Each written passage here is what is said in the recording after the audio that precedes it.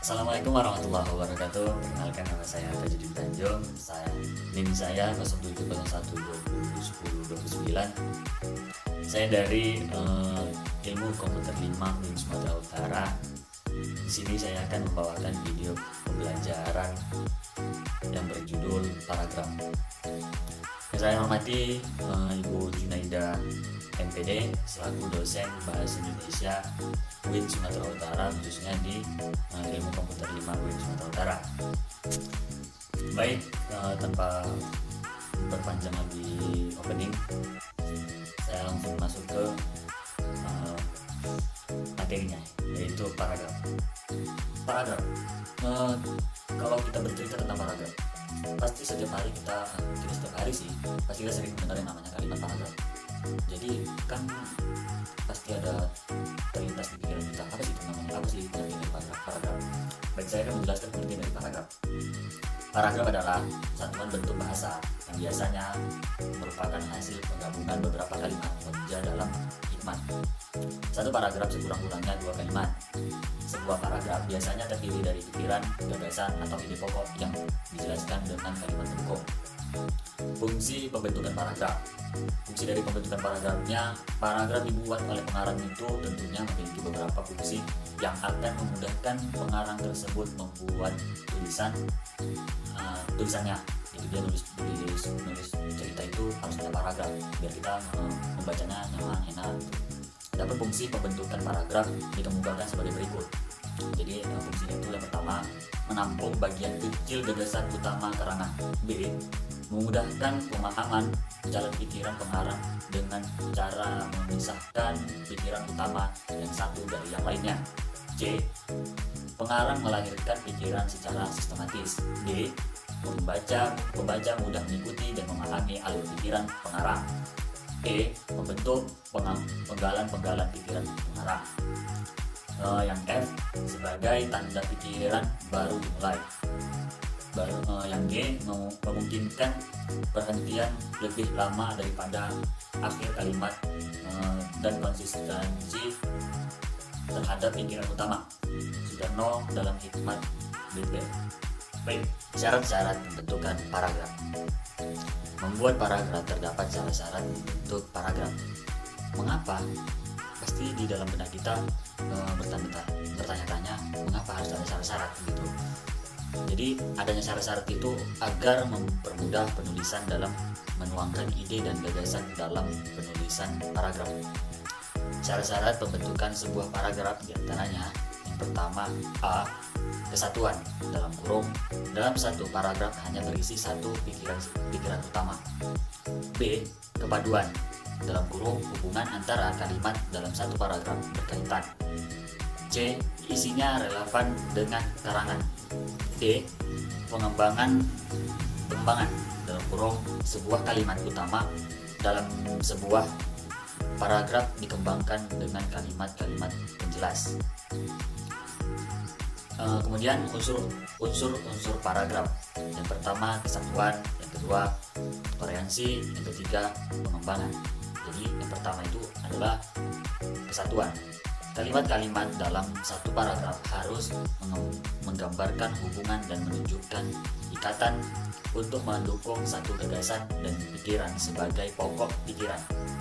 Kesatuan berarti ada hubungan mengenai masalah dan tema dalam pengembangan. Yang kedua, variasi. Kekompakan hubungan antara sebuah kalimat dengan kalimat lainnya yang membentuk satu paragraf. Variasi atau kepaduan yang baik terjadi hubungan timbal balik antar kalimat yang satu dengan kalimat yang lainnya, agar kalimatnya itu bagus, tersusun dengan rapi. Yang ketiga, pengembangan. Gambaran mengenai kesatuan dan penyatuan akan jelas terlihat dalam pengembangan paragraf. Kemudian kerangka paragraf. Sebelum membentuk paragraf, sebaiknya menyusun kerangka paragraf. Karena dengan menyusun kerangka paragraf itu, maka akan mempermudah penulisan dalam membentuk sebuah paragraf. Penyusunan paragraf sebagai berikut. Yang pertama itu adalah menentukan tema. Yang kedua, menentukan ide pokok dengan menuangkan kalimat yang menjadi ide dasar paragraf yang akan kita buat. Yang ketiga itu adalah menuliskan kalimat penjelas untuk mendukung ide pokok. Macam-macam paragraf. Jenis paragraf berdasarkan isinya. Pertama narasi, yang kedua deskripsi, yang ketiga eksposisi, yang keempat argumentasi, yang kelima persuasi. Dari kelima ini kita pasti sering sudah mendengar tuh. Pertama kita sering sudah mendengar narasi, deskripsi, eksposisi, argumentasi, persuasi. Cuma kita nggak tahu penjelasan dan pengertian dari kelima ini apa tuh. Oke, sekarang kita bahas dari kelima jenis itu. Yang pertama narasi. Narasi adalah paragraf yang menceritakan atau mengisahkan suatu kejadian atau peristiwa. Bentuk ini mementingkan urutan kejadian dan kejadiannya ya, urutan kejadian dari cerita Sudarno dalam Hikmat. Dia lebih mementingkan kejadiannya yang nyata itulah, bisa dibilang nyata ataupun dia fakta atau opini, dia lebih mementingkan kejadiannya itu. Yang kedua B, deskripsi. Deskripsi adalah paragraf yang menggambarkan suatu objek hingga pembaca seakan bisa melihat, mendengar, dan merasakan objek yang digambarkan itu. Objek yang dideskripsikan dapat berupa orang, benda, atau tempat. Ciri-cirinya atau tempat ciri-cirinya ada objek yang digambarkan itu.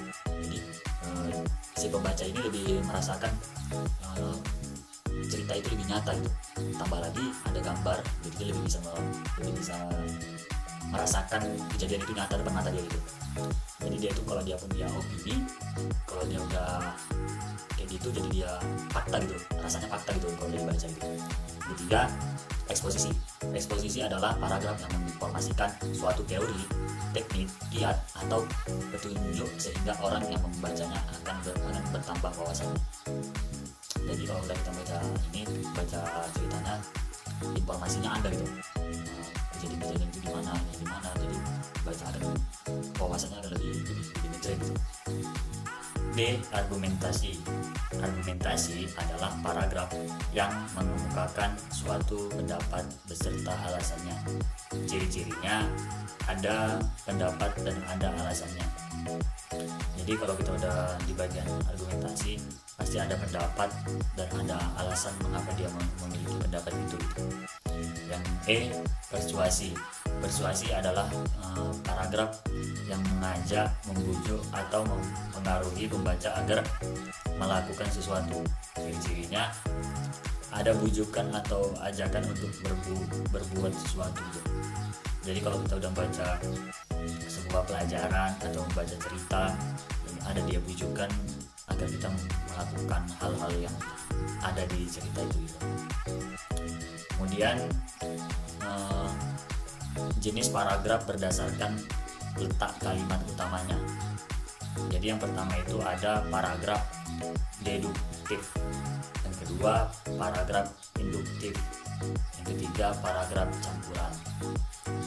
Jadi yang pertama itu A, paragraf deduktif. Adalah paragraf yang dimulai dengan mengemukakan persoalan pokok atau kalimat topik, kemudian diikuti kalimat-kalimat penjelas. Contohnya, kemauannya sulit untuk diikuti. Dalam merapat sebelumnya, suatu keputusan bahwa dana itu harus disimpan dulu. Para peserta sudah menyepakati hal itu, akan tetapi hari ini ia memaksa menggunakannya membuka usaha baru. Jadi kalau contohnya tadi itu paragraf berdasarkan fungsinya. Berdasarkan fungsinya, paragraf dapat dibedakan menjadi paragraf pembuka, penghubung, dan penutup. Paragraf pertama, paragraf pembuka, disebut juga paragraf pendahuluan. Paragraf ini berisi ancang-ancang atau arahan tentang apa yang akan diuraikan atau dibahas pada bagian isi wacana. Selain itu, paragraf pendahuluan berisi tentang tujuan dan pembatasan topik pembicaraan. Selain itu juga paragraf pembuka mengemukakan hal-hal yang menjadi peminat para pembaca. Dengan kata lain, paragraf pembuka itu harus menumbuhkan perasaan ingin tahu para pembaca tentang apa yang diuraikan selanjutnya gitu. Yang kedua, disebut paragraf pengembang karena paragraf ini berfungsi mengembangkan isi wacana. Isi wacana merupakan pengembangan ide-ide atau subtopik pembicaraan.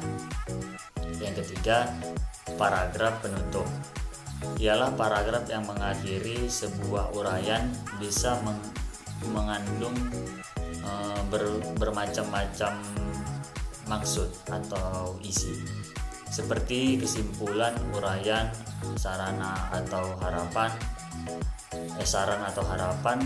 penegasan atau kritik, dan rangkuman isi uraian atau resume. Baik, itulah tadi video pembelajaran dari saya. Saya Tajuddin Tanjung, mohon maaf kepada Ibu Junaida MPD kalau saya kurang baik dari presentasi saya mohon maaf. Pada teman-teman semua saya mohon maaf. Sekian dari saya. Assalamualaikum warahmatullahi wabarakatuh.